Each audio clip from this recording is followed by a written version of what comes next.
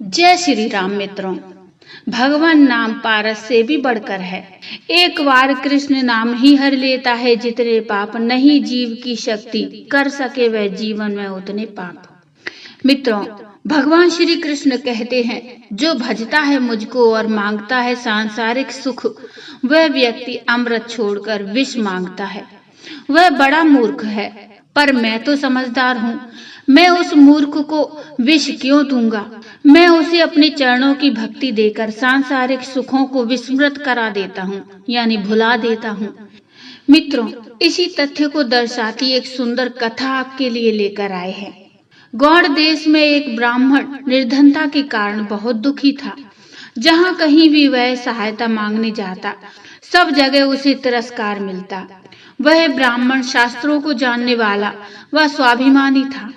उसने संकल्प किया कि जिस थोड़े से धन व स्वर्ग के कारण धनी लोग उसका तिरस्कार करते हैं, वह उस स्वर्ग को मूल्यहीन कर देगा।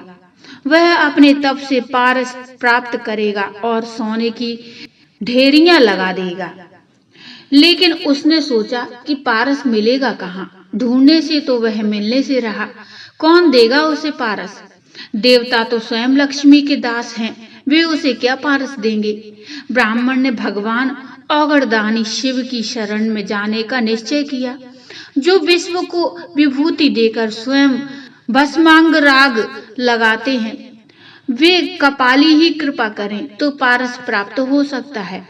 घर नहीं, धन नहीं, अन्न और भूषण नहीं, फिर भी शिव महादानी कहलाते हैं। देखत भयंकर पर नाम शिव शंकर, नाश करते हैं तो भी नाथ कहलाते हैं। ब्राह्मण ने निरंतर भगवान शिव का रुद्राचरण, पंचाक्षर मंत्र का जाप और कठिन व्रत करना शुरू कर दिया। आखिर भगवान आशुतोष कब तक संतुष्ट नहीं होते। ब्राह्मण की 12 वर्ष की तपस्या सफल हुई। भगवान शिव ने स्वप्न में दर्शन देकर कहा, तुम वृंदावन में श्री सनातन गोस्वामी के पास जाओ।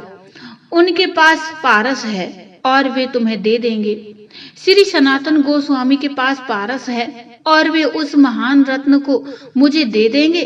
भगवान शंकर ने कहा है तो वे अवश्य दे देंगे। ऐसा सोचते हुए ब्राह्मण वृंदावन की ओर चला जा रहा था। खुशी के मारे यात्रा की थकान व नींद उससे कोसों दूर चली गई थी। वृंदावन पहुंचने पर उसने लोगों से श्री सनातन गोस्वामी का पता पूछा। लोगों ने वृक्ष के नीचे बैठे अत्यंत कृशकाय यानी दुर्बल कौपीनधारी गुदड़ी रखने वाले वृद्ध को श्री सनातन गोस्वामी बतलाया। चैतन्य महाप्रभु जी के शिष्य सनातन गोस्वामी वृंदावन में वृक्ष के नीचे रहते थे। भीख मांगकर रूखी सूखी खाते, फटी लंगोटी पहनते और गुदड़ी व करवा साथ में रखते थे।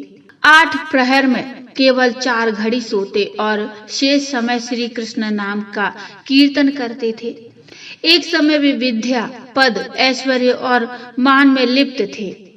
बंगाल के कर्ता धर्ता थे, किंतु श्री कृष्ण कृपा से, श्री कृष्ण प्रेम की मादकता से ऐसे दीन बन गए कि परम वैरागी बनकर वृंदावन से ही गोलोक पधार गए। ब्राह्मण ने मन में कहा, यह कंगाल सनातन गोस्वामी है। ऐसी व्यक्ति के पास पारस होने की आशा कैसे की जा सकती है? लेकिन इतनी दूर आया हूँ तो पूछ ही लेता हूँ। पूछने में क्या जाता है? ब्राह्मण ने जब श्री सनातन गोस्वामी से पारस के बारे में पूछा तो उन्होंने कहा, इस समय तो मेरे पास नहीं है, मैं उसका क्या करता, क्योंकि गावे श्यामा श्याम को ध्यावे श्यामा श्याम, निरखे श्यामा श्याम को यही हमारो काम। श्री सनातन गोस्वामी ने बताया कि एक दिन मैं यमुना स्नान को जा रहा था तो रास्ते में पारस पत्थर पैर से टकरा गया। मैंने उसे वहीं यमुना जी की रेत में गाड़ दिया, जिससे किसी दिन यमुना स्नान से लौटते समय वह मुझे छू ना जाए, क्योंकि उसे छूकर तो पुनः स्नान करना पड़ता है। तुम्हें चाहिए तो तुम उसे वहां से निकाल लो।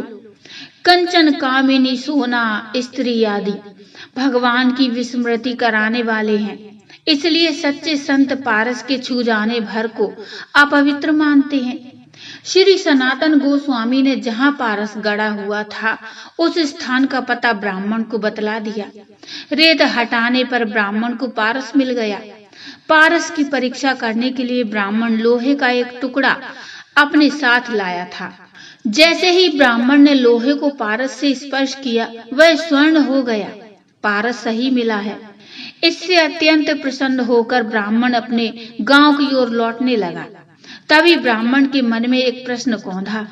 उस संत के पास तो यह पारस था, फिर भी उसने इसे अपने पास नहीं रखा, बल्कि यह कहा कि अगर यह छू भी जाए तो उसे स्नान करना पड़ता है। अवश्य ही उनके पास पारस से भी अधिक कोई मूल्यवान वस्तु है। ब्राह्मण लौटकर श्री सनातन गोस्वामी के पास आया और बोला, अवश्य ही आपके पास पारस से भी अधिक मूल्यवान वस्तु है, जिसके कारण आपने उसे त्याग दिया। ब्राह्मण को देखकर हंसते हुए श्री सनातन गोस्वामी ने कहा, पारस से बढ़कर श्री कृष्ण नाम रूपी कल्प वृक्ष मेरे पास है। कल्प वृक्ष सम है सदा करुणामय हरि नाम, चाह किए देता मुक्ति प्रेम किए ब्रज धाम। पारस से तो केवल सोना ही मिलता है, किंतु श्री कृष्ण नाम सब कुछ देने वाला कल्प वृक्ष है। उससे आप जो चाहेंगे वह प्राप्त होगा। ऐसा कोई कार्य नहीं जो भगवान के नाम के आश्रय लेने पर न हो। मुक्ति चाहोगे मुक्ति मिलेगी, परमानंद चाहोगे परमानंद मिलेगा, ब्रज रस चाहोगे ब्रज रस मिलेगा। भगवान श्री कृष्ण हो या श्री राम, उनका नाम सब पापों का नाश करता है, भक्ति का उदय करता है, भव सागर से पार करता है और अंत में भगवान की प्राप्ति करा देता है। एक कृष्ण नाम एक राम नाम से इतना धन मिलता है। कृष्ण नाम ही स्वयं कृष्ण है। भजो सहित निष्ठा अभिराम, सदा नाम के सहित विराजित रहते हैं हरि स्वयं ललाम।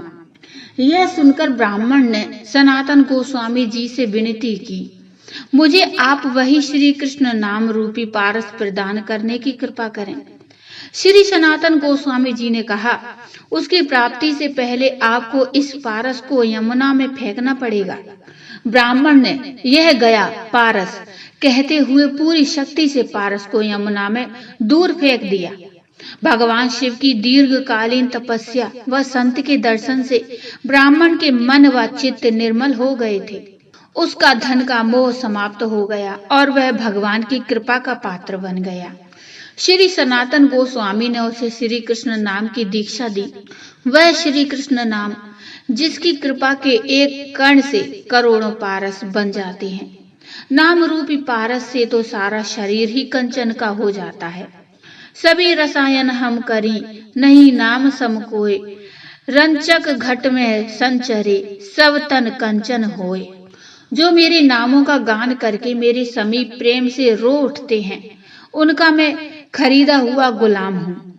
यह जनार्दन दूसरे किसी के हाथ नहीं बिका है। जिसने एक बार श्री कृष्ण नाम का स्वाद ले लिया, उसे फिर अन्य सारे स्वाद रसहीन लगने लगते हैं। भगवान भवसागर से डूबते हुए प्राणी के लिए वह नौका है, मोक्ष चाहने वाले के लिए वह सच्चा मित्र है, मनुष्य को परमात्मा से मिलाने वाला सच्चा गुरु है, अंतःकरण की मलिन वासनाओं के नाश के लिए दिव्य औषधि है। यह मनुष्य को सुख से सुखदेव बना देता है ना सचमुच भगवान नाम पारस से भी बढ़कर। तो बोलिए जय श्री राम, जय श्री कृष्ण। मित्रों, ये छोटी सी कथा आपको कैसी लगी मुझे कमेंट में बताइए। कमेंट में जय श्री राम, जय श्री कृष्ण अवश्य लिखिए। कथा अच्छी लगी हो तो लाइक करिए और चैनल को सब्सक्राइब कर लीजिए। मिलते हैं एक नई कथा, नया प्रसंग लेकर। तब तक के लिए जय श्री राम।